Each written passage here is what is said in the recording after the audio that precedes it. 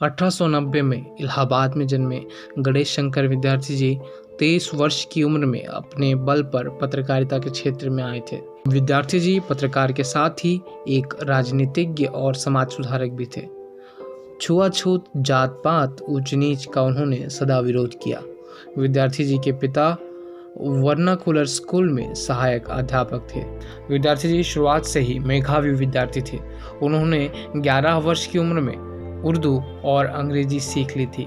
सन 1907 में उन्होंने Christ church college से एंट्रेंस किया। उसके बाद वे उच्च शिक्षा प्राप्त करना चाहते थे, लेकिन पारिवारिक स्थितियों के कारण उन्हें यह अवसर नहीं मिला।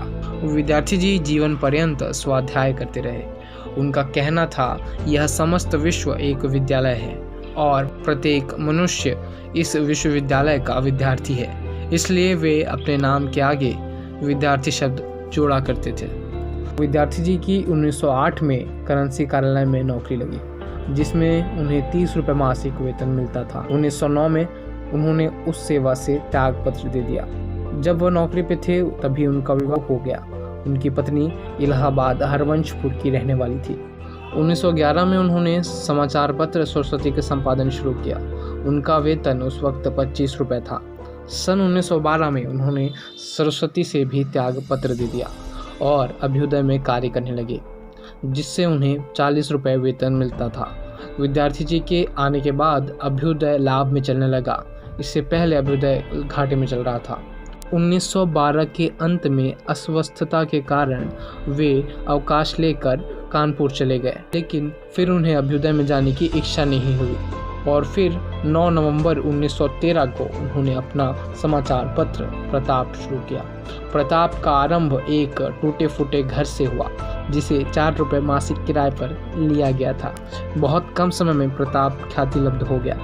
फिर प्रताप को कई उतार चढ़ाव का सामना करना पड़ा। कई बार प्रताप की जमानत जब्त हुई और विद्यार्थी जी को जेल भी जाना पड़ा, लेकिन प्रताप अपने मूल्यों पर अड़िग रहा। सत्याग्रह आंदोलन के दौरान उन्हें 5वीं बार जेल जाना पड़ा। इस दौरान वे क्रांतिकारियों के संबंध में भी आए, जिनमें अशफाक उल्लाह खान, चंद्रशेखर आज़ाद, भगत सिंह जैसे नाम शामिल हैं। गांधी जी के साथ वो पहले ही संपर्क में थे। 1931 में हिंदू मुस्लिम दंगे चरम पर थे। विद्यार्थी जी ने बीच दंगों में जाकर कई बार बीच बचाव का कार्य किया था। एक दिन कानपुर में हिंदू मुस्लिम दंगे हुए।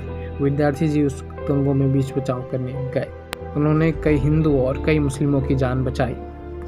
ये दंगा इतिहास में काले दिन के रूप में दर्ज है। इस दंगे में विद्यार्थी जी की जान ले ली और पत्रकारिता के महारथी का अध्याय समाप्त हो गया।